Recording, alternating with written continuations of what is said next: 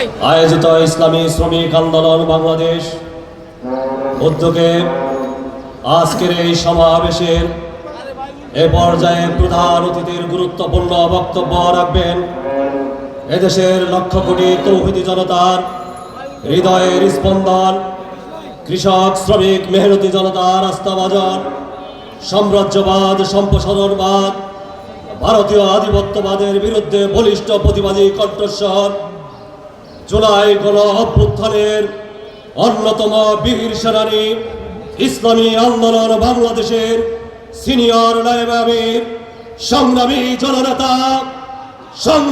জননেতা আল্লামা মুফতি সৈয়দ মোহাম্মদ ফয়জুল করিম এ পর্যায়ে প্রধান অতিথির ভাষণ দান করবেন আল্লামা মুফতি সৈয়দ মোহাম্মদ ফয়জুল করিম শায়েখে চরমোনাই।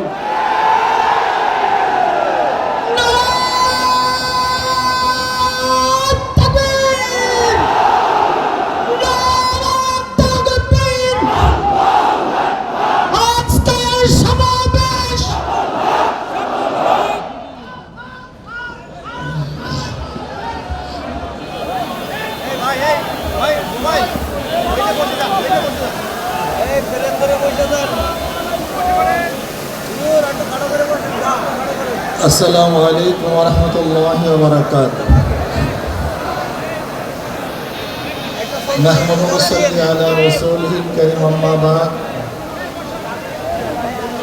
ওয়া আউযু বিল্লাহি মিনাশ শাইতানির রাজীম। বিসমিল্লাহির রাহমানির রাহিম। ওয়া ইযা কুদিয়াতিস সালাতু ফান্তাশিরু ফিল আরদি ওয়াবতাগু মিন ফাদলিল্লাহ ওয়াযকুরুল্লাহা কাসীরা। সদাকাল্লাহুল আলিয়্যুল আযীম ওয়া সাদাকা রাসূলুন নবিয়্যুল কারীম। ইসলামী শ্রমিক আন্দোলন কর্তৃক আয়োজিত আজকের সমাবেশের সম্মানিত সভাপতি, কেন্দ্রীয় নেতৃবৃন্দ, সকল স্তরের শ্রমজীবী ভাইয়েরা আমার, ইসলামী আন্দোলন বাংলাদেশ ইসলাম দেশ মানবতার কল্যাণে কাজ করে।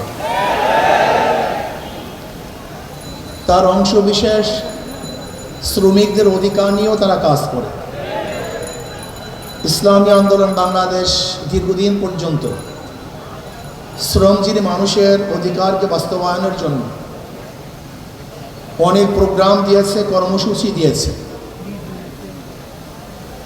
ইসলামী শ্রমিক আন্দোলন শ্রমিকদের পাশে আগেও ছিল, বর্তমানেও আছে, ভবিষ্যতেও তারা শ্রমিকদের কল্যাণে কাজ করবে ইনশাআল্লাহ।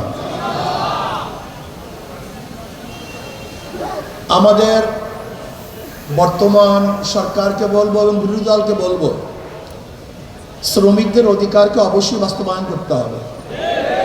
সবার জন্য কার্ড দেন, শ্রমিকদের জন্য কার্ডের ব্যবস্থা করেন। ইসলামী আন্দোলন বাংলাদেশ কি চায়? শ্রমিক এবং মালিকের মধ্যে সমন্বয়ে সুন্দর পরিবেশ সৃষ্টি করতে চায়। আমরা চাই শ্রমিকরা মালিকদেরকে শ্রম দিবে, আর মালিকরা শ্রমিকদের শ্রমের ন্যায্য অধিকার প্রদান করবে। কিন্তু আমরা কি দেখেছি? শ্রমিকদের রক্ত এবং ঘামের উপরে দাঁড়িয়ে অনেকে ইমারত করেছেন, আর শ্রমিকরা নিষ্পেষিত হয়েছে। এইটা আমরা চাই না। আমি চাই সরকার যেন শ্রমিকদের পূর্ণ অধিকার বাস্তবায়ন করেন। যাই হোক, অনেকদিন পরে আমরা রাজপথে এসেছি, নির্বাচনের পরে। অনেকের একটা প্রশ্ন যে ঐক্যের জন্য আহ্বান করেছেন আপনারা, প্ল্যাটফর্ম গড়েছেন আপনারা, আবার শেষ পর্যন্ত নাইও আপনারা। একটা প্রশ্ন আছে কি নেই? ইসলামী আন্দোলনের সম্মানিত আমির ইসলামের পক্ষে একটা বাক্সের জন্য আহ্বান করেছিল।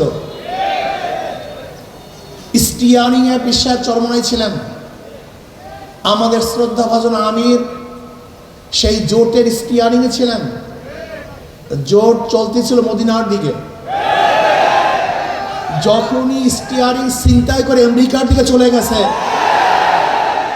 ইসলামী আন্দোলন সেখান থেকে সরে গেছে। তার মানে ইসলামী আন্দোলন বাংলাদেশ জোটে ছিল ইসলামের জন্য, বের হয়েছে ইসলামের জন্য। ইসলামী আন্দোলন বাংলাদেশ জনগণের সাথে ধোঁকাবাজি করতে পারে না, প্রতারণা করতে পারে না। ইসলামী আন্দোলন বাংলাদেশ গুপ্ত রাজনীতি করে না।